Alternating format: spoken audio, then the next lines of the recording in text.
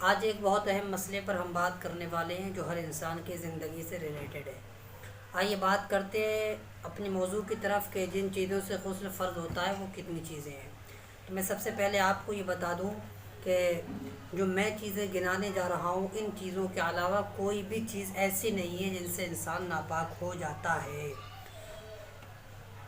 قانون شریعت ہو یا بہار شریعت ہو، ہمارے اسلاف نے یہ لکھا ہے کہ صرف 5 طریقے ایسے ہیں جن سے انسان ناپاک ہو جاتا ہے۔ ان 5 کے علاوہ کوئی چھٹا طریقہ ایسا نہیں ہے جن سے انسان ناپاک ہو جاتا ہو۔ آئیے بات کرتے ہیں کہ وہ 5 طریقے کون کون سے ہیں جن سے انسان ناپاک ہو جاتا ہے۔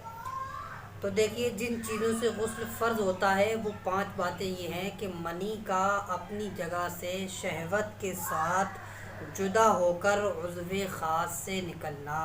یہ پہلا طریقہ رہا جو انسان جس کی وجہ سے ناپاک ہو جاتا ہے۔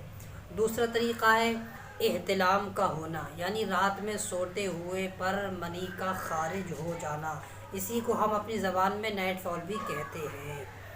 تیسری چیز ہے شرمگاہ میں حشفہ تک عضو خاص کا چلا جانا، چاہے شہوت سے ہو یا بلا شہوت سے ہو، انزال ہو یا نہ ہو، فاعل اور مفعول دونوں پر غسل فرض کرتا ہے۔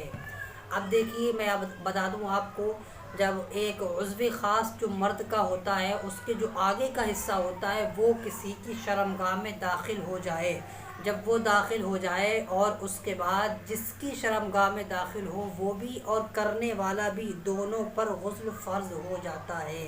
اب چاہے منی نکلے یا نہ نکلے، غسل فرض ہو جاتا ہے۔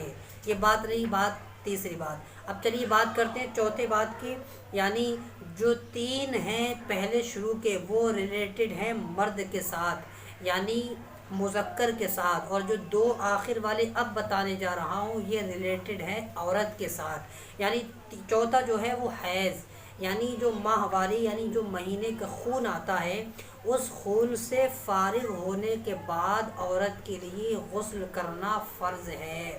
اب چلیے بات کرتے ہیں 5ویں چیز کے بارے میں، نفاس کے بعد، یعنی نفاس یعنی جو بچے کی پیدائش ہوتی ہے، بچے کی پیدائش پر جو خون آتا ہے، جب وہ خون آنا بند ہو جائے اس کے بعد عورت پر غسل کرنا فرض ہے۔ یہ 5 باتیں جن کو ہمارے اسلاف نے گنائی ہیں کہ